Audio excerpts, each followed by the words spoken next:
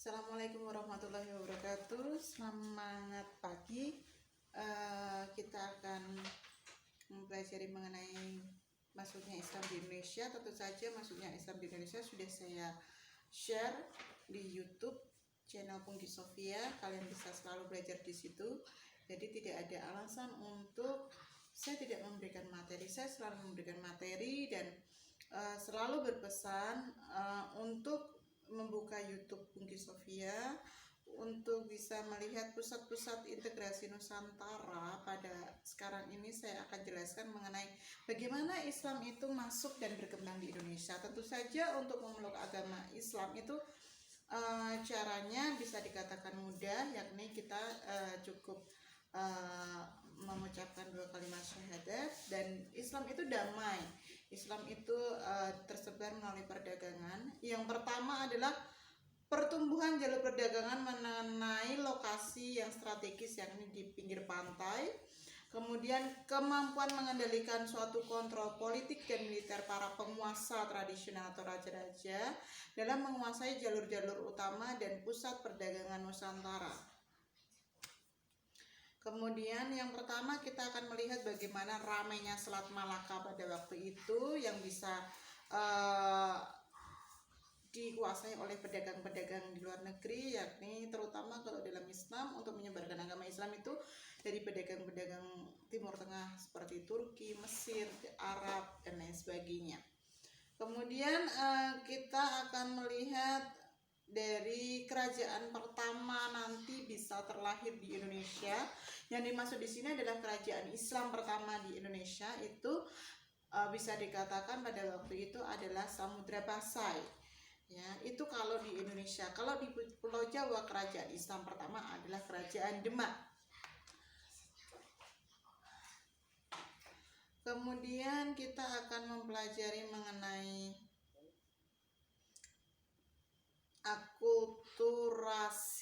Nah, apa yang disebut dengan, kenapa sih kita harus melihat satu akulturasi? Karena akulturasi itu sendiri adalah suatu proses percampuran antara unsur-unsur kebudayaan yang satu dengan kebudayaan yang lain sehingga membentuk suatu kebudayaan baru, tetapi tidak menghilangkan kebudayaan sebelumnya atau kebudayaan aslinya.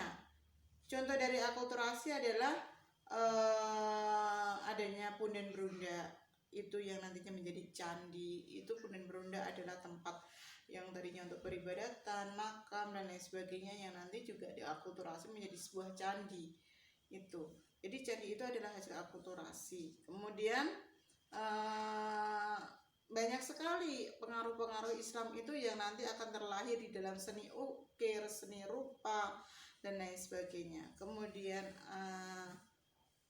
Islam sendiri itu proses yang dapat dikatakan di sini adalah bisa didapatkan dari para ulama di Nusantara, bisa didapatkan dari sebuah buku, yakni untuk sumbernya, atau sebuah kitab, ya. Pertama dan pada abad ke-7 Masehi itu adalah mulai persebaran Islam di Indonesia sampai abad ke-13 Masehi. Yakni yang dikatakan dalam satu sumber itu ada pedagang Arab yang pada waktu itu ada di Indonesia. Kemudian teori pertama dikatakan orang yang menurut Pitznapel itu adalah melalui dari orang-orang Gujarat yang memasuki Indonesia dan memeluk agama Islam, kemudian berdagang di dunia timur ini. Kemudian mereka melakukan satu silaturahmi, dan terutama dalam penyebaran agama Islam itu bisa melalui pernikahan dan lain sebagainya. Itu melalui perdagangan yang pertama kenal, kemudian ada silaturahmi yang lebih intens melalui pernikahan, dan melalui persaudaraan itu dilakukan dan bisa mempengaruhi oleh raja-raja di sekitarnya. Kemudian ada satu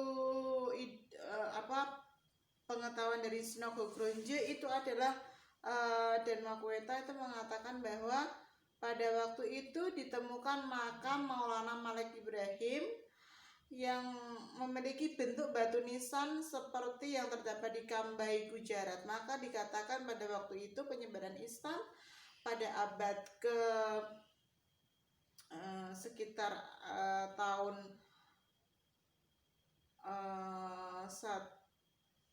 1419, sekitar abad ke-13 7 sampai 13 itu dari kaligrafi yang terdapat di dalam satu makam itu.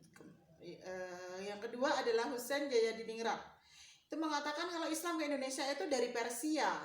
Kenapa? Karena pada waktu itu orang-orang Persia itu merayakan 10 Muharram itu sebagai hari suci kaum Syiah atas kematian Husain bin Ali, seperti yang berkembang dalam tradisi Tabot di Pariaman di Sumatera Barat dan Bengkulu. Kemudian dikatakan juga penyebaran Islam di Indonesia itu ada yang dari Sultan Zain Abidin yang telah mangkat, tetapi beliau telah menjadikan Ternate sebagai kekuatan Islam pada waktu itu. Kemudian juga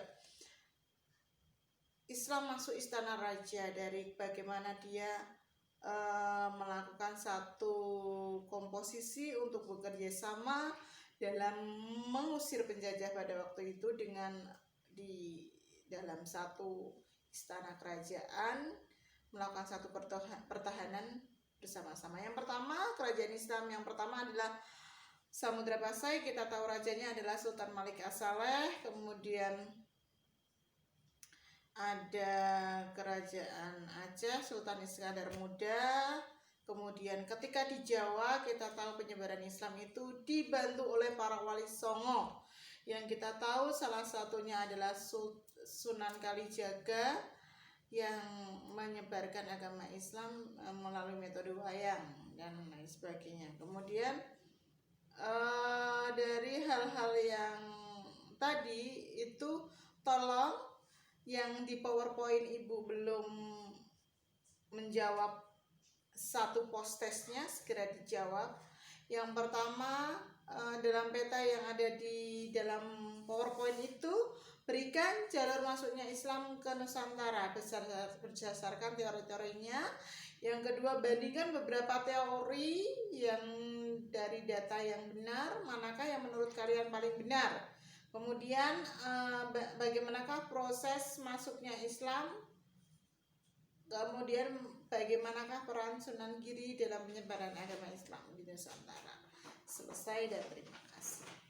Assalamualaikum warahmatullahi wabarakatuh.